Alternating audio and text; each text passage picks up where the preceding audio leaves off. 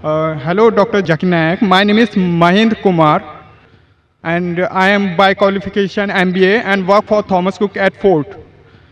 My question is regarding non-vegetarian foods. It is allowed in Islam. Animals are living beings. So, don't you think that it is violence?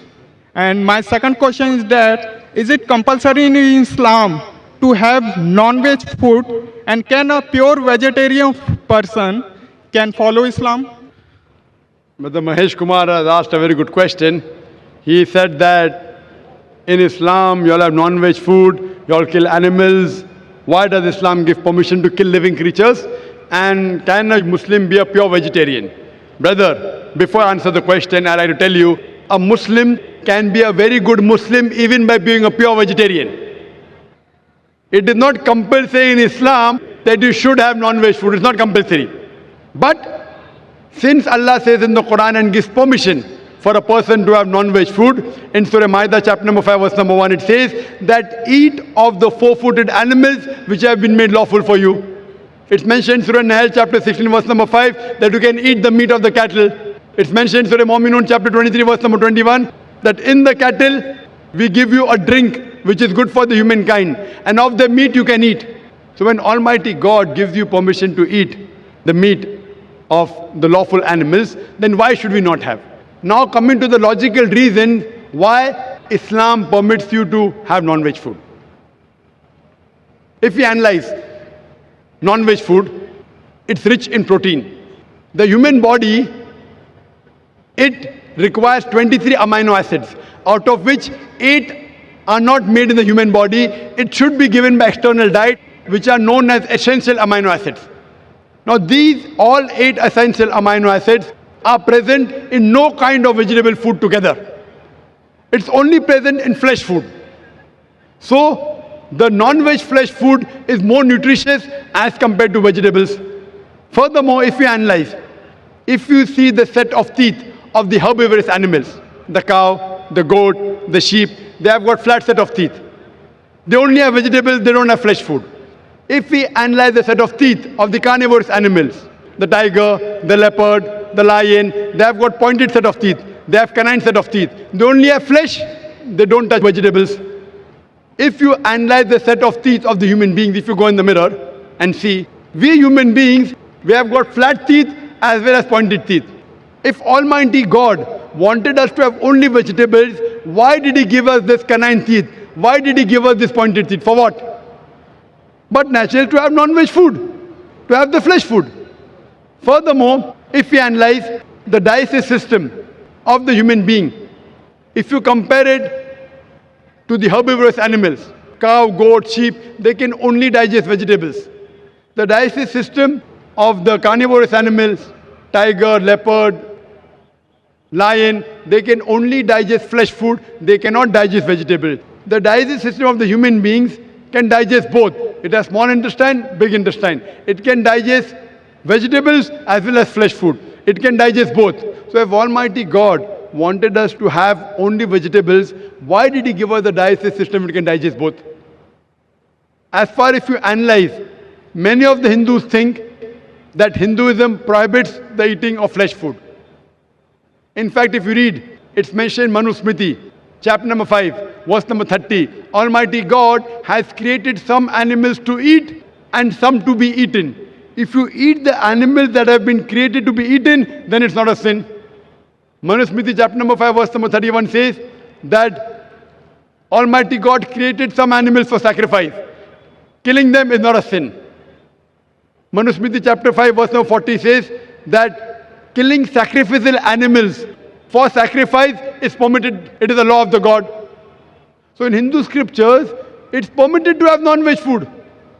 If you read the Vedas and the other scriptures, sages and sons, they ate non-veg food, they even ate beef. If you read Mahabharata, Anushasan Parv, chapter number 88, when the Pandavas, they gather, Yudhishthir, who is the eldest brother of the Pandav, he asks Bhishma that what food should we give in yagna, in puja, in sacrifice, so that our ancestors will be satisfied.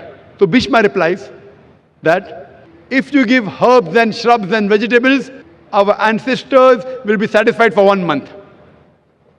If you give them fish, for 2 months. If you give them meat, for 3 months. If you give them hair, for 4 months. If you give them goat, for 5 months. If you give them bacon, for 6 months. If you give them birds, for 7 months. If you give them deer, for 8 months. And the menu continues, big menus there. It says if you give buffalo, for 11 months. If you give the flesh of cow, our ancestors will be satisfied for 1 full year. And if you give red meat of goat or meat of rhinoceros, they'll be satisfied inexhaustibly. So according to Hindu scriptures, eating non-veg is not a sin. It is because many of the Hindus were being influenced by the ahimsa philosophy of not killing any living creatures. They started accepting it. But even this philosophy of ahimsa, as you said, that killing living creature is a sin. Brother, do you know that even plants have got life? Do you know that, brother? Yes. So if you say killing living creature is a sin, killing a plant is also a sin. So why do you have plants? Agreed, very good. Furthermore, there are some people who say, okay, brother Zakir, I agree that plants have got life, but the plants can't feel pain. Therefore, killing a plant is a lesser sin as compared to killing an animal. The point to be noted is that today science has advanced and we have come to know even the plants can feel pain. But the cry of the plant cannot be heard by the human being because human beings hear, the frequency that they hear is from 20 cycles per second to 20,000 cycles per second. Anything below and above this range you cannot hear. So there was a farmer in America who converted the cry of the plant into the human frequency, and you could come to know when the plants were crying, when they wanted water. There's another person who came and argued with me and told me, Brother Zakir, I agree with you that plants have got life, plants can feel pain, but the plants have got about 2 senses less as compared to the animals. Therefore, killing a plant is a lesser sin as compared to killing an animal. I'm asking you the question, brother. Suppose your brother, your elder brother, he is born deaf and dumb. After he grows up, and someone comes and kills him. So will you go and tell the judge, me Lord, give the murderer less punishment because my brother had 2 senses less. He could not hear, he could not speak. Will you say that? In fact, you will say, give the murderer double punishment. He could not hear, he could not speak. My brother was masoom, he was innocent. So in Islam, it does not work like that, 2 senses or 3 senses. The Quran says in surah Al-Baqarah, chapter number 2, verse number 168, eat of the good things we have provided to you. As long as the food is halal, it's tayyib for you, you can have it. And furthermore, I personally have got no problem if the non-Muslims don't have non-veg. I have got no problem. Only if they tell me eating non-veg is a sin, it's a crime, that's the time I give the reply. Otherwise, if the non-Muslims in India, they don't have non-veg, it's beneficial for me. If all the non-Muslims in India start having non-veg, then the prices of mutton and beef will rise. It will be more expensive for me to have it. So personally, I've got no problem. Hope that satisfies your question, brother. Yeah, definitely, sir.